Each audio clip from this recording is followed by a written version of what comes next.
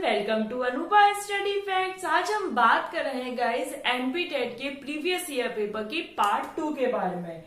ये part 1 channel पर मैं पहले शेयर कर चुकी हूँ और जो पार्ट 2 है ये हम बात कर रहे हैं 21 फरवरी को जो पेपर हुआ था शिफ्ट 1 के बारे में। शिफ्ट 1 की हम बात कर रहे हैं जिसमें पार्ट 1 चैनल पर अपलोडेड है। अगर अभी तक नहीं देखा है तो देख लीजिए।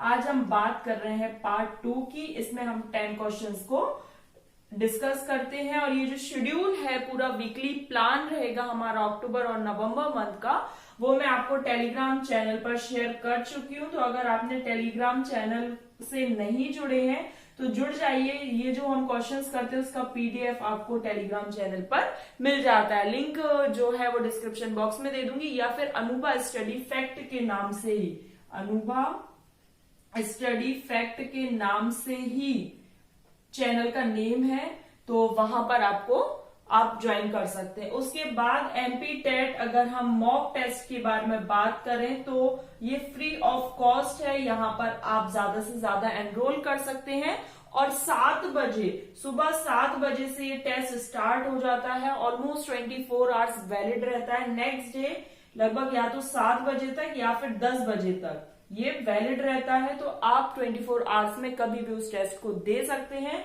ये इसलिए है कि आपकी स्पीड मेंटेन होगी। 10 क्वेश्चंस रहते हैं और 10 मिनट्स मिलते हैं, तो यहाँ पर आपकी स्पीड मेंटेन होगी। और एमपी टेट जो है वो ऑनलाइन मोड में है, तो यहाँ पर आपको बहुत ज्यादा हेल्प मिलेगी। तो गाइज ये बिल्कुल फ्री ऑफ कॉस्ट है। सी टेट और एमपी टेट के लिए आप एनरोल कर सकते हैं। लिंक जो है वो मैं कम्युनिटी पर भी शेयर कर देती हूँ, या और अगर आप टेलीग्राम से जुड़े हैं तो वहां पर भी शेयर कर देती हूँ। तो चलिए आज का सेशन हम शुरू करते हैं। फर्स्ट क्वेश्चन ये रहा आपकी स्क्रीन पर। फर्स्ट क्वेश्चन ये है, Dalton plan does not have, जो डाल्टन योजना या डाल्टन प्लान है उसमें से नहीं है। सेल्फ पेस्ड लर्निंग, स्वयं सीखना, ये है। टाइम टेबल, ये नहीं है। कोऑपरेशन और फ्रीडम, ये नहीं है। तो यहाँ पर कोऑपरेशन एंड फ्रीडम ये है और टाइम टेबल ये नहीं है। ये बिल्कुल फैक्चुअल क्वेश्चन है कि डाल्टन प्लान में क्या नहीं है, तो इसका फर्स्ट क्वेश्चन का सेकंड ऑप्शन बिल्कुल सही हो जाएगा। और मैं आपको पहले भी बता चुकी हूँ कि एमपी टेट में क्या है, फैक्चुअल क्वेश्चंस बहुत आते हैं, तो आपको प्रिपेयर रहना है, चीजें लर्न करनी पड़ती है। जैसे अब आप ये एमपी टेट की वाली जो सीरीज देख रहे हैं, एमपी टेट प्रीवियस ईयर के नाम से एक प्लेलिस्ट बना दी गई है, तो ऑलमोस्ट इसमें ये 20th आपका सेशन है। तो आप उन सेशंस को देखो, जो पॉइंट्स आपको समझ नहीं आते हैं उनको आप नोट डाउन करो और वीकेंड में उसका रिवीजन करो। वीकली, जैसे वीक में 3 दिन ये सेशंस रहने वाले हैं। मैंने प्लान जो शेयर किया था उसमें मंडे, ट्यूसडे, वेडनेसडे आपका ये सेशंस रहेगा, तो उनको अब आप लिख लो।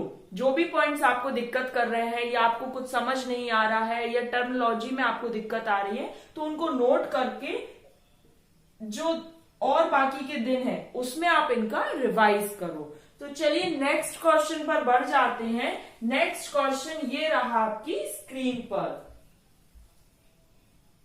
नेक्स्ट क्वेश्चन क्या है, understanding what is right and wrong forms part of dash development, cultural, social, moral और वोकेशनल। तो सेकंड क्वेश्चन का थर्ड ऑप्शन बिल्कुल सही है। ये चीज जानना कि क्या सही है क्या नहीं, रॉन्ग और राइट के बीच में ये पता लगाना, ये आता है आपका मोरल डेवलपमेंट में। मोरल डेवलपमेंट किसके द्वारा दिया गया, तो कोलबर्ग के द्वारा दिया गया। अगर आपने कोलबर्ग की थ्योरी नहीं देखी है तो CDP full course by Anubha study fact के नाम से एक प्लेलिस्ट है, वहां पर आप इसको देख सकते हैं। उससे क्या है, आपके कंसेप्ट क्लियर हो जाएंगे। कोलबर्ग का जो मोरल डेवलपमेंट का सिद्धांत है, प्रिंसिपल है, उसमें 3 लेवल है और 6 स्टेजेस हैं। ये क्वेश्चन एमपी टेट में पूछा गया है। आगे जब हम एमपी टेट के सेशंस और डिस्कस करेंगे तो वहां पर आपको ये क्वेश्चन जरूर देखने को मिलेगा, क्योंकि इसमें कंफ्यूजन रहता है। अगर 3 और 6 दोनों ही ऑप्शन में दे दिए जाते हैं तो बहुत ज्यादा कंफ्यूजन क्रिएट हो जाता है। तो यहां तक की बात क्लियर हो गई है। चलिए कोलबर्ग का जो मोरल डेवलपमेंट का प्रिंसिपल है वो जरूर देख लीजिएगा, CDP full course by Anubha study facts में मिल जाएगा। नेक्स्ट क्वेश्चन ये रहा आपकी स्क्रीन पर। नेक्स्ट है according to Erik Erikson an individual goes through dash developmental stages. अब स्टेजेस की बात की है तो थर्ड क्वेश्चन का फोर्थ ऑप्शन बिल्कुल सही है। एरिक एरिक्सन की अगर आपने साइको सोशल थ्योरी नहीं देखी है तो ये भी सीडीपी फुल कोर्स बाय अनुभव स्टडी फैक्ट्स में एक जो प्लेलिस्ट है जिसमें मैंने ऑलमोस्ट 20 सेशंस ले रखे हैं, तो उनको एक बार आप देख लीजिए। 2 से 3 दिन या फिर मैक्सिमम 5 डेज लगेंगे उन सेशंस को देखो, समझने की कोशिश करो। थ्योरीज वाइज उसमें एक एक करके एक्सप्लेन किया गया है। और अभी वापस से जो एक नया सेशन स्टार्ट हो रहा है वो आपका हो रहा है सैटरडे को। सैटरडे में थ्योरीज वाले सेशंस में लेकर आया करूंगी।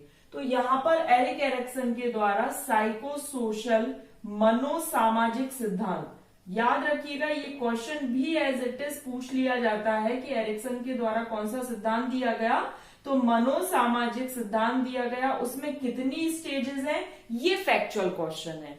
ये एरिक एरिक्सन के द्वारा कौन सा सिद्धांत दिया गया ये आपको लर्न करना पड़ेगा। और इसमें कितनी स्टेजेस हैं, 8 स्टेजेस हैं। जैसे कोलबर्ग में 6 स्टेजेस थी, पियाजे में 4 स्टेजेस थी, फ्रॉइड में 5 स्टेजेस थी। ऐसे आपके एरिक एरिक्सन की जो थ्योरी है साइको सोशल उसमें 8 स्टेजेस है। नहीं देखिए तो देख लीजिएगा, उससे क्या है पूरे कंसेप्ट क्लियर हो जाएंगे कि 8 स्टेजेस में क्या दिया है, क्योंकि ये तो फैक्चुअल क्वेश्चन हो गया। अब उन स्टेजेस में क्या कैरेक्टरिस्टिक्स हैं, किस तरीके से क्वेश्चंस आते हैं वो आपको उस वीडियो के माध्यम से पता लग जाएगा। नेक्स्ट क्वेश्चन ये रहा आपकी स्क्रीन पर। How are learners who do a task with performance as the goal are characterize. लक्ष्य के रूप में प्रदर्शन के साथ एक कार्य करने वाले शिक्षार्थियों की विशेषता है कि वे दूसरों से बेहतर करने के लिए काम करते हैं। तो ऐसा तो कभी भी नहीं होता कि कोई व्यक्ति दूसरे से बेहतर करने के लिए करेगा और उसे हम बहुत अच्छा लर्नर मानेंगे। वे गलतियों को सीखने के अवसर के, बिल्कुल सही बात है, गलतियों से सीखना ये बहुत अच्छी बात है, क्योंकि नेक्स्ट टाइम हम वो चीज दोहराएंगे नहीं। वे स्मार्ट और समझदार दिखना चाहते हैं, केवल स्मार्ट दिखने के लिए तो हम ये सब नहीं कर रहे हैं। वे दूसरों के साथ अपने प्रदर्शन की तुलना करके उस चीज को जज करते हैं। तो ये बात बिल्कुल सही नहीं होती है कि आप एक दूसरे से अपने आप को तुलना कर रहे हैं। मैंने पहले भी बताया है, तुलना वाली बात आ जाए, कंपेयर, यहाँ पर अपने आप को शो ऑफ करना है, अच्छा दिखाने की बात आ रही है, तो ये सब शॉर्ट टर्म के लिए होती है। अगर आप किसी से तुलना कर रहे हैं तो आप केवल थोड़े टाइम तक ही उस चीज को कंटिन्यू कर पाएंगे। लेकिन आप इंट्रिंसिक मोटिवेटेड हैं, अंदर से आंतरिक रूप से अभिप्रेरित हैं, तो चीजें बहुत अच्छे से चल पाएंगी। उसके बाद आप गलतियों से सीख रहे हैं कि आपने जो जिस प्रकार से गलतियां की हैं वो वापस ना हो। गलतियों को एक अपॉर्चुनिटी के रूप में देखना, अवसर के रूप में अगर आप किसी भी चीज को देख रहे हो तो वो बहुत अच्छी बात है कि वो गलतियां हमसे दोबारा ना होने पाए। तो सेकंड ऑप्शन इस क्वेश्चन का बिल्कुल सही आंसर है। देखिए ये कंसेप्चुअल क्वेश्चन था, यहाँ पर कोई रटने वाली बात ही नहीं थी कि तुलना करनी चाहिए नहीं करनी चाहिए, केवल शो ऑफ के लिए वो चीज करनी चाहिए नहीं करनी चाहिए, बल्कि गलतियों को हमारे अवसर के रूप में लेकर हमें चीजों को सीखना चाहिए। तो इस तरीके से एमपी टेट में 18 से 20 आपके आते हैं फैक्चुअल और 8-10 आपके क्वेश्चंस आते हैं कंसेप्चुअल। तो हमको दोनों की ही तैयारी करनी है। इसी वजह से ये जो सीरीज है एमपी टेट प्रीवियस ईयर के नाम से ये चलाई गई है, ताकि आपको पता चल जाए कि क्वेश्चंस किस तरीके से पूछे जाते हैं। चलिए नेक्स्ट क्वेश्चन ये रहा आपकी स्क्रीन पर। नेक्स्ट क्वेश्चन क्या कहता है कि एक बच्चा ऊनो खेलने के लिए एक नया तरीका सीखने में असमर्थ है। ध्यान रखिएगा, असमर्थ है मतलब अनेबल है, क्योंकि वो पहले से ही अलग नियम सीख चुका है।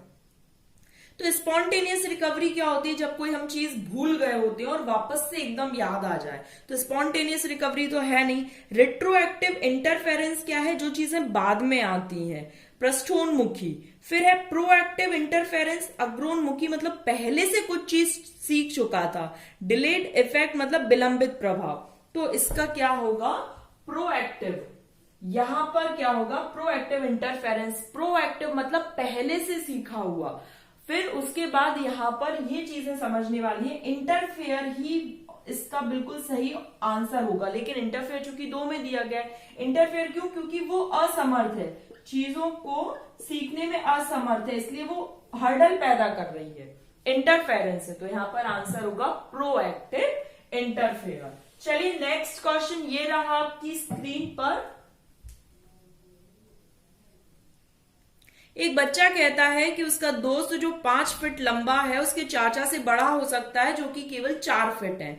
किसी व्यक्ति की ऊंचाई की व्याख्या करने के इस दृष्टिकोण को आप बच्चे को किस प्रकार से जिम्मेदार ठहराएंगे? वो फॉर्मल ऑपरेशनल में होगा, सेंसरी मोटर में होगा, प्री ऑपरेशनल में होगा या फिर कॉन्क्रीट ऑपरेशनल में होगा? तो बच्चा कहाँ है अभी? प्री ऑपरेशनल में। अब प्री ऑपरेशनल में कैसे कि भाई चाचा जो है उसके वो 4 फीट है और जो उसका फ्रेंड है वो 5 फीट है, मतलब वो केवल एक पर्सपेक्टिव देख पा रहा है, वो एज का पर्सपेक्टिव तो ध्यान में ही नहीं रख रहा है, वो केवल हाइट का पर्सपेक्टिव देख रहा है। मतलब बच्चा विकेंद्रीकरण नहीं कर पा रहा है, सेंट्रेशन का उसमें गुण है, सेंट्रेशन केंद्रीकरण का गुण है, कंजर्वेशन का गुण अभी नहीं आया है, संरक्षण का गुण अभी नहीं आया है, जिसमें वो ऑल पर्सपेक्टिव, मल्टी पर्सपेक्टिव को एक साथ लेकर चले। जैसे ये अगर कंसेप्ट आपको समझना है तो पियाजे की थ्योरी देख लो। पियाजे की थ्योरी में बहुत अच्छे से एक्सप्लेन किया गया है विद डायग्राम, तो सीडीपी फुल कोर्स में आपको मिल जाएगा। पियाजे की थ्योरी सर्च कीजिएगा, पियाजे थ्योरी बाय अनुभव स्टडी फैक्ट्स, या फिर सीडीपी फुल कोर्स बाय अनुभव स्टडी फैक्ट्स में पियाजे की थ्योरी, वहां पर आपको बहुत अच्छे से कंजर्वेशन, सेंट्रेशन, डिसेंट्रेशन, ये टर्म्स जो है वो अच्छे से आपको समझ आ जाए। इसीलिए मैं बोल रही हूँ ये सेशन करने से पहले एक बार वो प्लेलिस्ट जरूर देख लो, 3 से 4 दिन में कंप्लीट हो जाएगी, छोटी छोटी सी वीडियोस है, ताकि यहां पर जब आप क्वेश्चन करो तो आपको चीजें समझ में आए। चलिए नेक्स्ट क्वेश्चन ये रहा आपकी स्क्रीन पर। निम्नलिखित में से क्या जन्म से पूर्व होने वाले विकास को नकारात्मक रूप से प्रभावित नहीं करता? कैफीन, व्यायाम, शराब और विकिरण। तो यहाँ पर ये तो भाई बहुत इजी सा है कि एक्सरसाइज जो है वो कभी भी गलत इम्पैक्ट नहीं डालेगी। जन्म होने से पहले अगर माता कैफीन का सेवन करती है, शराब या फिर रेडियो एक्टिविटी जो एक्सरेज वगैरह हैं उनसे प्रभावित हो सकता है, लेकिन एक्सरसाइज ये तो बहुत अच्छी चीज है। चलिए नेक्स्ट क्वेश्चन ये रहा आपकी स्क्रीन पर। नेक्स्ट क्वेश्चन है निम्नलिखित में से कौन एक प्रकार का प्रीलिंग्विस्टिक स्पीच नहीं है? प्रीलिंग्विस्टिक, क्विंग, बैबलिंग, टेलीग्राफिक स्पीच और क्राइम। तो देखो गाइस, टेलीग्राफिक स्पीच जो है वो प्रीलिंग्विस्टिक नहीं, प्री मतलब पहले, लिंग्विस्टिक बोलने से पहले। टेलीग्राफिक स्पीच क्या होता है? टेलीग्राफिक स्पीच होता है बच्चे जब 2 से 3 शब्द मिलाकर बोलने लगे, जैसे पानी दे दो, तो 2 से 3 वर्ड आ रहे हैं, तो that is called telegraphic speech. Cooing कूकना, बैबलिंग बड़बड़ाना, थोड़े थोड़े से शब्द, माँ, पा, बाबा, ऐसे शब्द बोलना, तो ये सब तो होंगे प्रीलिंग्विस्टिक। बट टेलीग्राफिक स्पीच जो है वो आपका प्रीलिंग्विस्टिक नहीं है, क्योंकि यहां पर बच्चा लैंग्वेज का यूज कर रहा है। चलिए नेक्स्ट क्वेश्चन ये रहा आपकी स्क्रीन पर।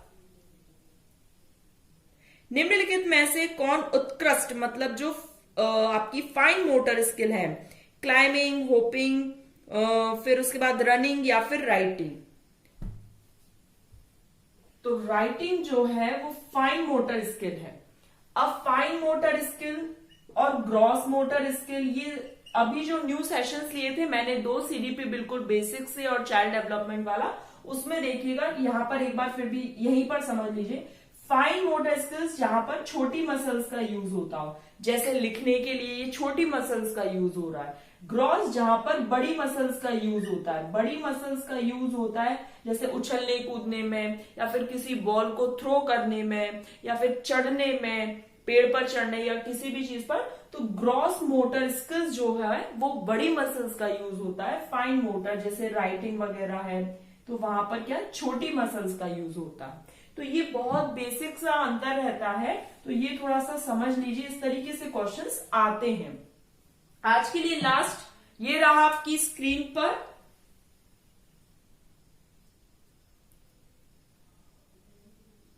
What is the part of memory that stores previous experience? ये बिल्कुल फैक्चुअल चीज है कि जो एपिसोडिक मेमोरी होती है, प्रासंगिक वो चीजें स्टोर करती है। तो देखिए फैक्चुअल और कंसेप्चुअल क्वेश्चंस दोनों मिलाकर किस तरीके से एमपीटेट में पूछे जाते हैं आपको पता चल गया होगा।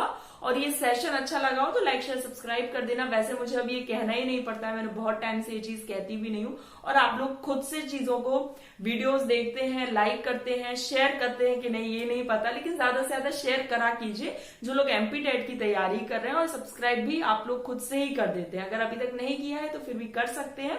इसी तरह की और वीडियोस देखने के लिए चैनल को सब्सक्राइब करके बेल आइकन प्रेस कर लेना, और टेलीग्राम चैनल पर इस सेशन का पीडीएफ पाने के लिए जुड़ सकते हैं। चलिए नेक्स्ट वीडियो में मिलेंगे। Thanks for watching this video.